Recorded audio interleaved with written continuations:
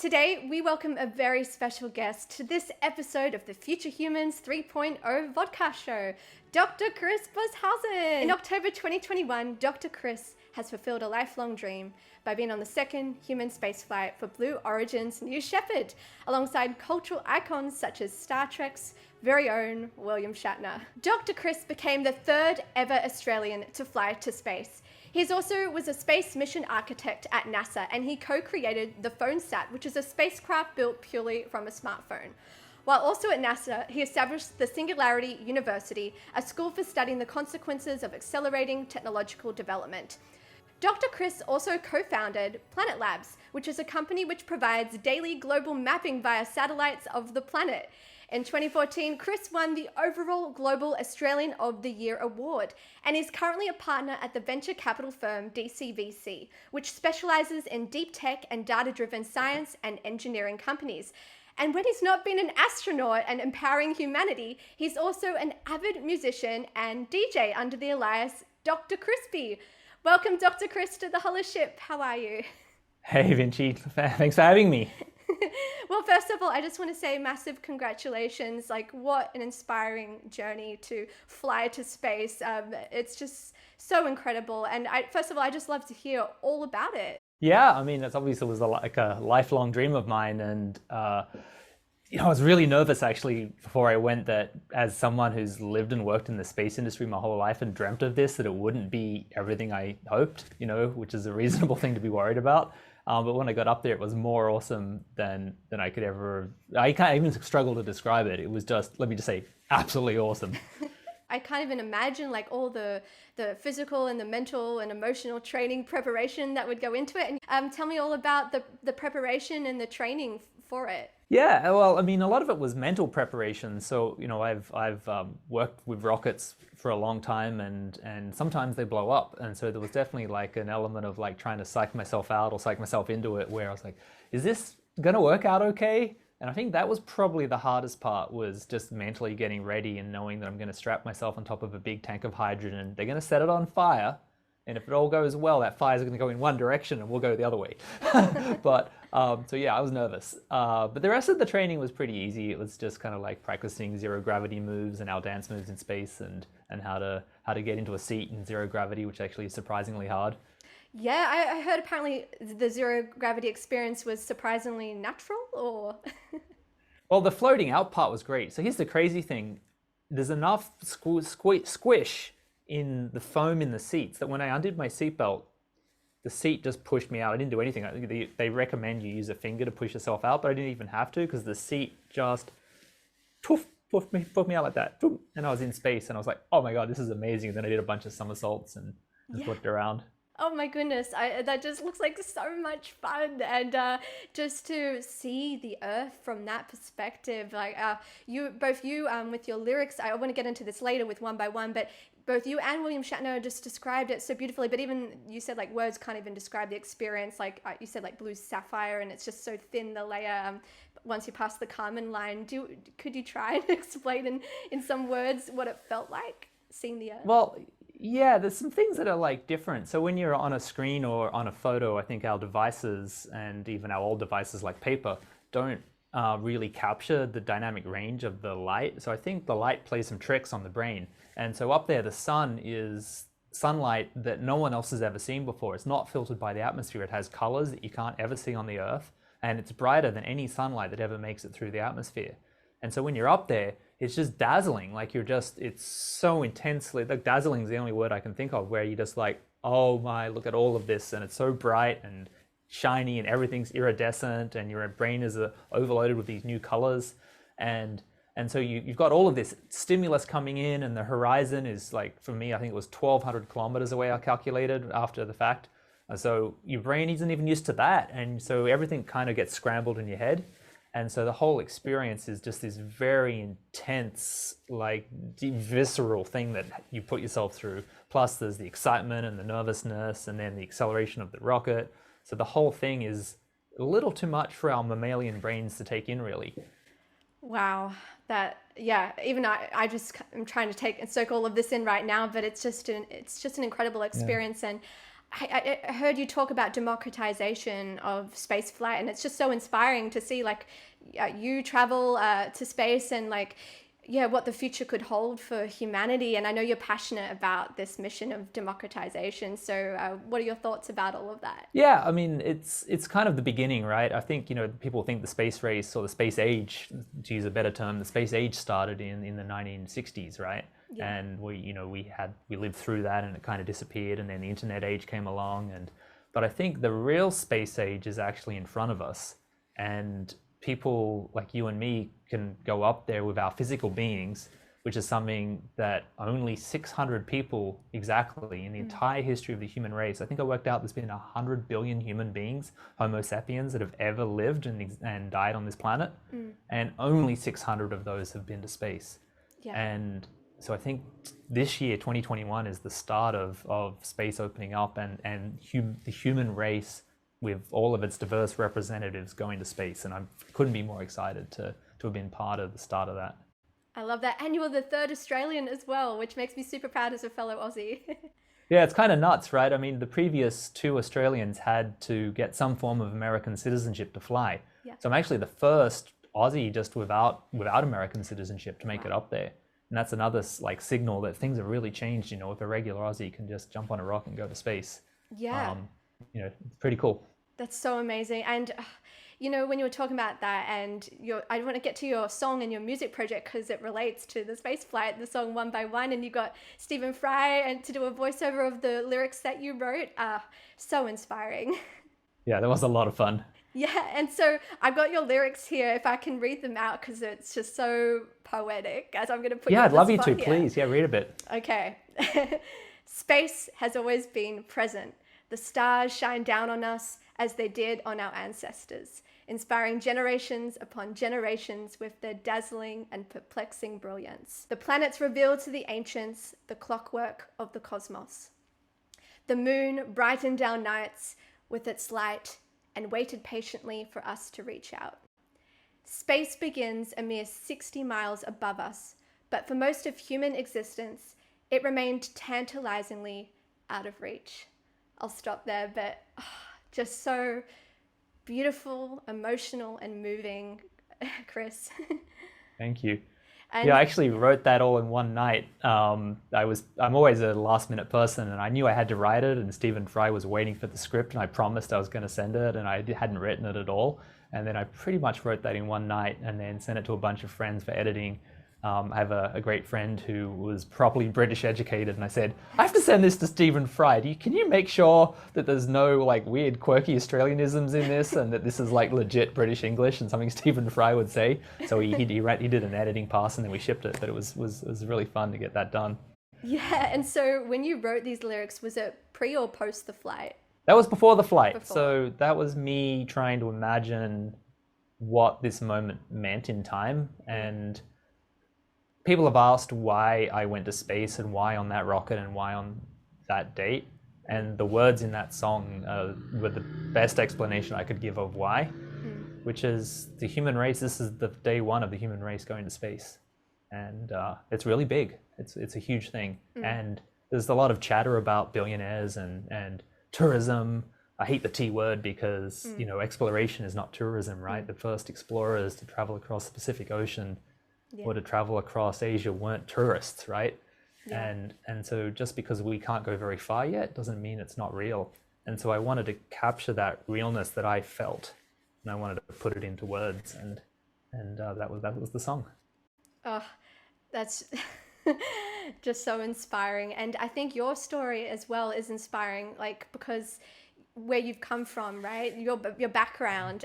You're from Australia. You grew up somewhere near the Snowy Mountains area. Is that correct? That's right. Yeah, and and then you did a PhD at Sydney Uni, and then you went to your Plan B, working at NASA. I'll let you talk about it, but your background and how you got to this point is very inspiring to a lot of people. Yeah, I mean, it all started with me just kind of wanting to go down the traditional road of wanting to be an astronaut and sort of joining the Air Force and kind of doing what they did in the 60s, 70s, 80s, right? That was the most astronauts kind of came from that background.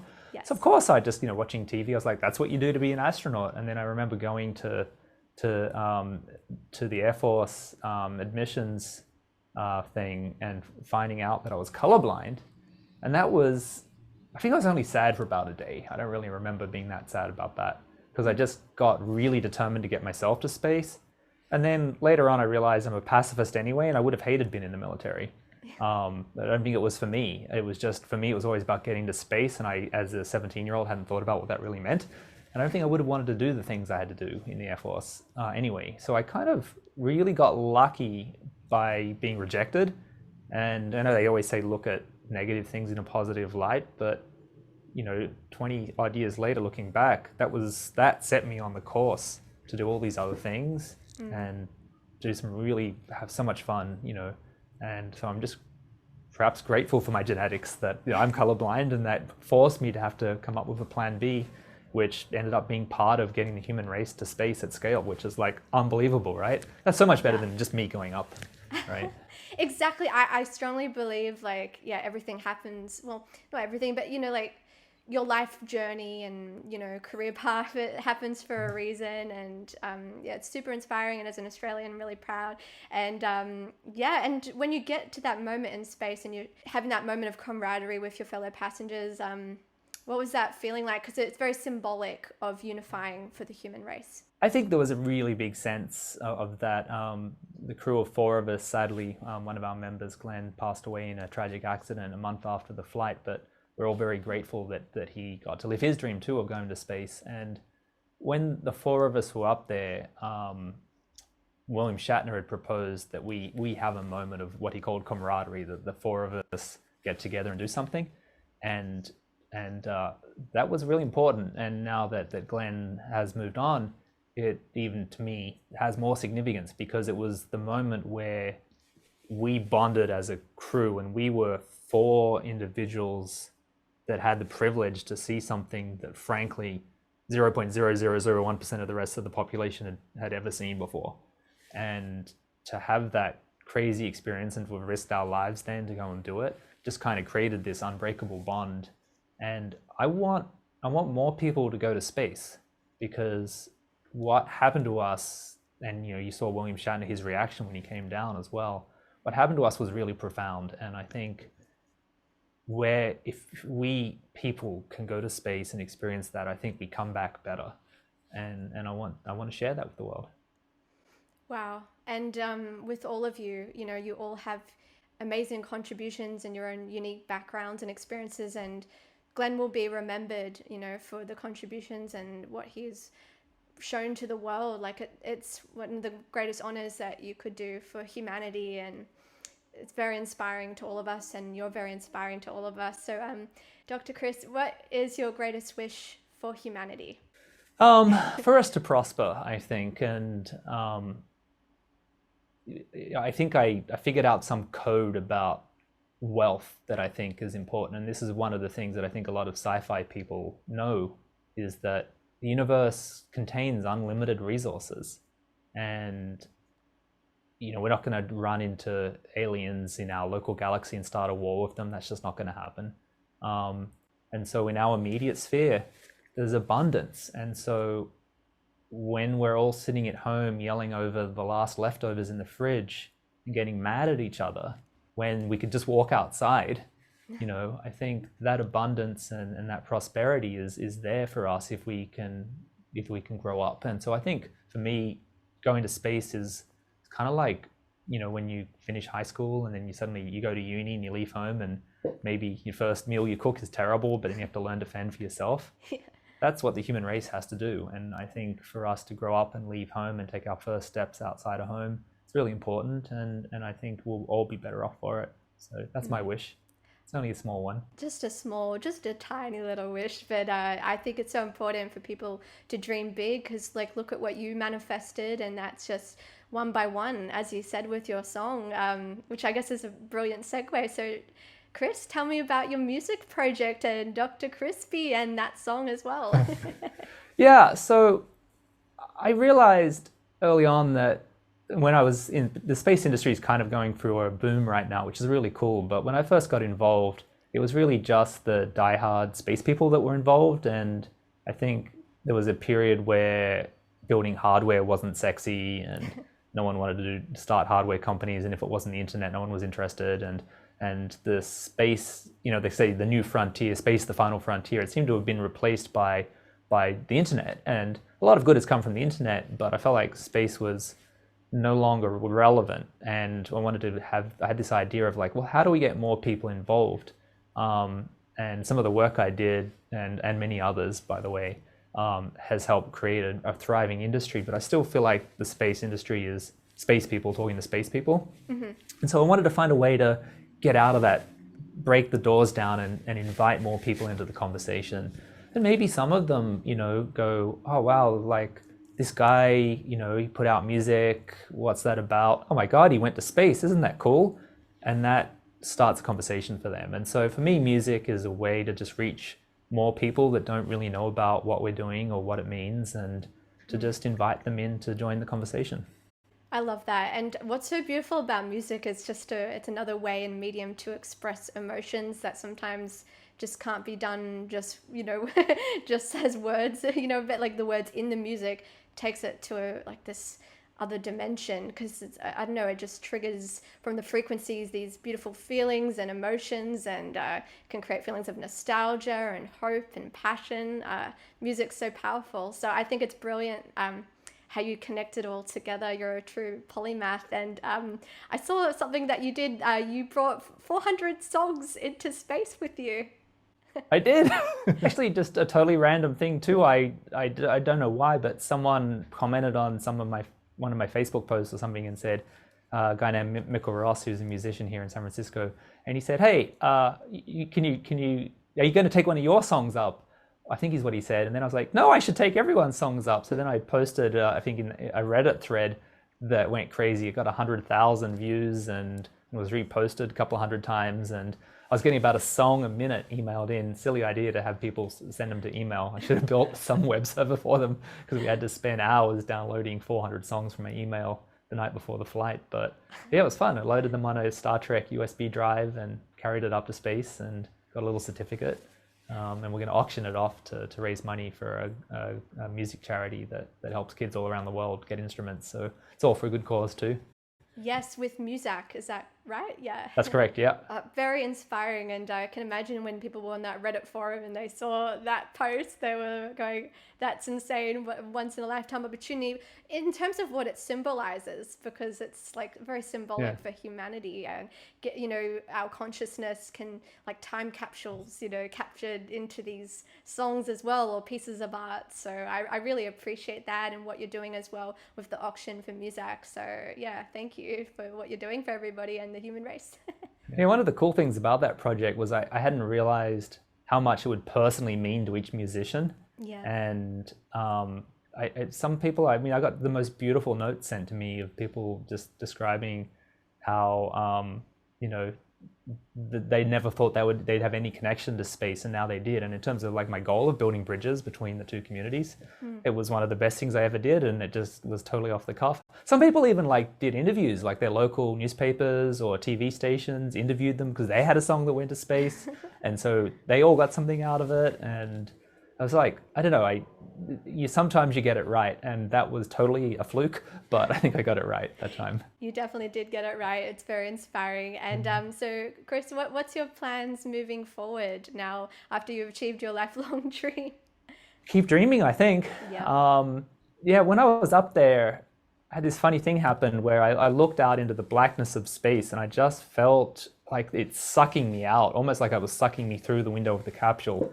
And I still feel, if I close my eyes and think about it, I can still feel that pull in my chest of just like wanting to go up there and go into space and go further. So I think I want to find a sustainable way to get more people up there and go further. That's really what I want to do with my life. That's so inspiring. And when do you think that people will have this ability to explore space, like the ordinary person? Anybody? I think it's already here. I think it's getting to the point now where a group of students at uni could do a fundraiser, or someone could do a Kickstarter campaign or GoFundMe to raise money to send someone to space, which is, by the way, absolutely mind-blowing and totally new. But it's already here.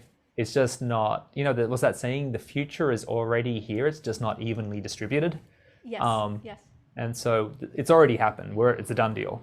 But the cost has to come down so more people can go, and we have to build more rockets and do it more at scale. So there's some work to be done there. But you could go. If you can get support behind you, you could go. People watching this show could go right now. But for all of us to go, sustainably, I think it's going to take a while, and like maybe a decade, to be honest. It's not going to happen quick, but I think if you look at like what happened with airplanes, it took a few decades for planes to really be something people used well, and flew all around the world doing things like delivering mail and passenger flight. So we'll get there. So don't be impatient, but it's happening. And so, fun question, hypothetically speaking, if you had the ability to go to Mars or to the moon or an exoplanet, just hypothetically, what would it be and why? Well, you said exoplanet, which no one ever asked me before. For fun. And that would be my number one choice, kind of like, Interstellar. Yes. Whatever happened in that movie, I want to do everything in that movie. That was great. Great movie. So sign me up for the first exoplanet trip, which, by the way, would be that's absolutely amazing if we pull that off. Do you have a particular exoplanet that you would like to visit? I don't know enough about them, but I would hope it's one with air. I quite like that scary one in Interstellar with the water, where they had the tidal effects and the tidal waves that went around the planet every day. I don't know about the tidal waves, but that water planet seemed cool. So just without the danger maybe. But yeah, otherwise I think the moon, and I'd love to build a space station because I think that's a really accessible way to get more people up there really quickly. Probably easier than going to Mars. Yeah. Purely speculative, do you think there is another planet Earth out there? Well, there are definitely planets that we could live on. I don't think they're within reach of us getting to them, but they exist. And I think there's definitely alien life out there. But again, the universe is so big for them to reach us. If by the time they set out and reach us, we might have been extinct for 100 million years, or vice versa. That's the part I'm not sure about. I don't know if interstellar or intergalactic species run into each other that often, because I think their evolution might mismatch by a billion years sometimes. Right. On the timelines, yeah.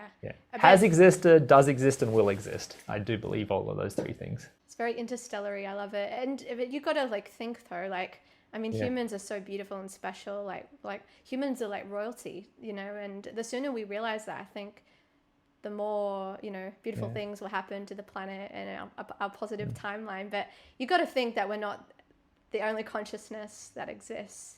I don't know. Well, I actually realized I haven't really heard you touched on something really interesting when you called us royalty. You often hear about, well, humans are bad, right? We're the bad animal, and we're really damaging to our planet, which is all true. The latter part, but the fact that we evolved in the universe and that we are sentient and self-aware and tool builders and scientists, that is precious. And just like we love to preserve koalas, even though they're hopeless, I don't know, I'd love to have a competition with panda versus koala, who's the most hopeless animal. But we love our animals, but on a universal sense, the fact that even a hyper-intelligent species like the human, or maybe the octopus or the dolphin, those are all gems of evolution and the creations of the universe, right? And so I think also the human race, even though we get a bad rap sometimes from ourselves, we deserve to be preserved as well. And I think going to space is a really important way for us to protect what might be, I hope not, but might be the only example of sentient intelligence in the universe, or at least right now. So yeah, I think we have an imperative to save ourselves as well. It's not like we're sometimes in sci-fi, right, we're painted as the bad guys and human race should be eradicated. But I don't believe that. I think we're precious, and we should do something about protecting ourselves and everything else we have with us. Yeah, and that relates to what you just did, like seeing the planet from a completely new perspective. You would see how fragile and beautiful, like you said, it was like a sapphire shield, and then it's like this deep black, I won't do it justice, but it makes you realize just how important it is to, you know, protect and preserve the planet. So if everyone could experience that, you know, maybe everyone would have a new perspective when they come back onto planet Earth. Would you go, Vinci?